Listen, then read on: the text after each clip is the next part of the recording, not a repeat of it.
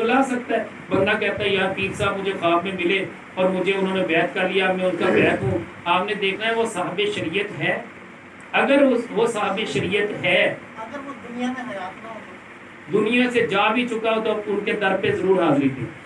ٹھیک ہے, ایک اللہ کا ولی بظاہر زندہ نہیں ہے, آپ ان کے قبر انور پہ چلے جائیں, جو انہوں نے روحانی بیعت کیا ہے آپ جا کے تو دیکھیں, دوبارہ بیعت نہ کریں تو پھر کہنا. سچی بات کہہ رہا ہوں یار, ان کے لیے کوئی مشکل نہیں ہے. بہت بڑے ایک امام ہیں, ایون کے جمال الاولیاء کتاب ہے اشرف علی تھانوی صاحب دیوبندی, وہ لکھتے ہیں کہ ایک قبر پہ گئے وہ بیعت ہونے کے لیے, جا کے عرض کی کہ حضور میں تو بیعت ہونے کے لیے آیا تھا. قبر کھلی, ہاتھ باہر آیا, آپ نے بیعت کیا. جمال الاولیاء کتاب دیوبندیوں کی کتاب ہے, لکھنے والے اشرف علی تھانوی ہیں. تو بات یہ ہے کہ اگر ان کے اولیاء بیعت کر سکتے, ہمارے اولیاء نہیں کر سکتے. جی سر کہیں دور ہیں اگر آپ نے شہر سے, جی جی, تو آپ نے ان کا تصور کرنا ہے تو کس طرح آپ کر سکتے ہیں؟ اللہ اکبر. جب آپ نے تصور کرنا ہے نا, تصور کی پختگی کے لیے آپ کو اپنی نگاہ کا پاک کرنا انتہائی ضروری ہے, اپنے دل کا پاک کرنا ضروری ہے, اپنے تمام اعضاء کا پاک کرنا ضروری ہے. آپ کی کانوں کی سماعتیں فلمیں, ڈرامے, گانے, باجے سے مزین نہ ہو. آپ کی نگاہ جو ہے بے حیائی والے کام نہ کرنے والی ہو, زبان پہ ذکر اللہ کا جاری ہو, فحش کلامی جاری نہ ہو, اور دل میں حسد, کینہ, بغض, چغلی, غیبت نہ ہو. سچے دل سے توبہ آپ نے کی, وہ 7 مقام ہے جن کی توبہ ضروری ہے. یہ ہاتھ بھی ہیں, آنکھیں بھی ہیں, زبان بھی ہے, ناک بھی ہے, ایون کے آپ کے اعضاء بھی ہیں. ان کو آپ مکمل طور پہ توبہ جب کر لیں تو پھر اپنے شیخ کی بارگاہ میں آپ ایک بار بھی کہیں گے کہ حضور مجھے قبول کر لیں, تو جواب آئے گا کہ ہم نے قبول کیا. سبحان اللہ. شیخ مزار کے اندر ہے تب بھی جواب ملے گا, شیخ ظاہری طور پہ موجود ہے تب بھی جواب ملے گا. لیکن کب؟ جب آپ کے کانوں سے پردے اٹھا دیے جائیں گے, جب آپ کی نگاہوں سے پردے اٹھا دیے جائیں گے, پھر یہ فاصلے نہیں رہیں گے. آصف بن برقیہ اگر 1500 میل دور سے ملکہ بلقیس کا تخت حاضر کر سکتا ہے, یہ اس دور کا ولی تھا, تو آج کے ولی تو اللہ کے نبی صلی اللہ علیہ وسلم کے امتی ولی ہیں. لہٰذا تصور میں بھی اگر آپ روزانہ تصور پختہ کرنا ہے تو روزانہ بیٹھ جائیں. یہ تصور کے لیے بنایا گیا. کسی نے مجھے پوچھا کہ یار یہ کیوں رکھتے پھول اور سیج, میں نے کہا ہم تصور کرتے ہیں ہمارے بابا جی ساتھ بیٹھے ہیں. یار یہ تصور کا کنسیپٹ دین کے اندر کہاں سے آیا؟ حدیث جبریل سے آیا.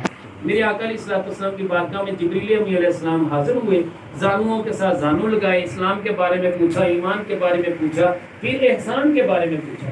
میرے آقا علیہ الصلوۃ والسلام نے فرمایا تعبد اللہ کانک تراہ, اللہ کی عبادت اس طرح کرے رو گویا رب کو دیکھ رہا ہے. فَإِن لَمْ تَكُنْ تَرَاهُ فَإِنَّهُ يَرَاكَ, اگر یہ کیفیت نہ ہو کہ اللہ کو دیکھ رہے ہو, یہ کیفیت حاصل نہ ہو, تو فَإِنَّهُ يَرَاكَ, تو پھر یہ کیفیت طاری کر کہ رب تجھے دیکھ رہا ہے.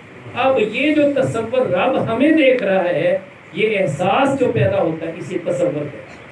تو یہ تصور کر لو کہ میرا شیخ مجھے دے. یعقوب علیہ السلام روشن دان میں بیٹھے ہوئے تھے. یوسف علیہ السلام کو جب وہ دعوت گناہ دی گئی, آپ نے کیا آگے سے کیا؟ اب دیکھیں, آپ قرآن کہہ رہا ہے کہ آپ بھی گناہ کا ارادہ کر لیتے, حالانکہ نبی معصوم ہوتے ہیں. لہمت بہی وہم بہا, کیا ایسی آیت کیا ہے؟ لولا ارا برہان ربی, ربی یا ربی, اگر رب کی وہ دلیل نہ دیکھ لیتے تو وہ اس کا ارادہ کر لیتے, وہ اس کا ارادہ کر لیتے, یہ دونوں ایک دوسرے کا ارادہ کر لیتے, اور گناہ کا شائبہ تھا. یہاں پہ کیا ہوا؟ حکم کیا ہے؟ لولا ارا برہان ربی, اگر اپنے رب کی دلیل نہ دیکھتے. علماء نے لکھا دلیل کیا تھی؟ یعقوب علیہ السلام فوراً نظر آئے. تصور پختہ تھا نا اپنے شیخ کا, اپنے والد کا, اپنے پیارے نبی کا. یعقوب علیہ السلام بھی نبی, یوسف علیہ السلام بھی نبی. تصور اتنا پختہ تھا. اپنے باپ کی یاد میں بھی تو روتے تھے نا, باپ اکیلا ہی نہیں روتا تھا, آنکھیں سفید موتیا آ گیا تھا, وہ یزت ہے نا, سفید ہو گئی تھی. اس کو سفید موتیا بولتے ہیں, اس کو آنکھیں نبینا ہونا نہیں بولتے. کبھی کسی نبی کی آنکھیں نبینا نہیں ہوئی, یاد رکھنا. سفید موتیے کا آ جانا ایک پردے کا آنا ہے, بس وہ اتار دیا جاتا ہے, آنکھیں ٹھیک ہوتی. اب بات یہ ہے کہ اس وقت آپ نے یوسف علیہ السلام نے یعقوب علیہ السلام کو دیکھا, وہ اپنی انگلیاں دانتوں میں دبائے ہوئے کہ بیٹا نہیں اس کام کے قریب نہیں جانا. اب باپ دیکھ رہا ہو بیٹے کو, بیٹا اس حالت میں ہو کہ اسے عورت دعوت گناہ دے رہی ہو، مجھے یہ بتائیے کہ باپ کی موجودگی میں بیٹا اس طرح کا کام کر لے گا؟ نہیں کرے گا نا. اسے تصور کہتے ہیں. وہ تصور اتنا پختہ تھا کہ پریکٹیکلی یعقوب علیہ السلام نظر آئے. ٹھیک ہے، لہذا جب شیخ کی ذات اس قدر غالب آئے گی نا، تصور ہی تصور میں آپ باتیں کرتے تھے، ایک وقت وہ بھی آئے گا کہ بنفس نفیس آپ کے شیخ آپ کے سجاتے تھے. یہ وقت آنا ہے، یہ مشکل نہیں ہے. میں کہتا ہوں بارہا آ چکا ہے، ہم نے تو بارہا دیکھا. تو لہٰذا یار دیکھنے کے لیے توجہ چاہیے. ہم سے تو برداشت نہیں ہوتا. میں سچی بات کہہ رہا ہوں. پھر کیفیات ہی کچھ اور ہو جاتی ہیں جب دیکھتے ہیں نا کہ سرکار ساتھ بیٹھے، پھر کیفیات اور ہوتی ہیں. لہٰذا حضور کوشش کریں، پریکٹس کریں اپنے تصور. اس کے لیے تصویریں بنانے کی ضرورت نہیں ہے آپ کو.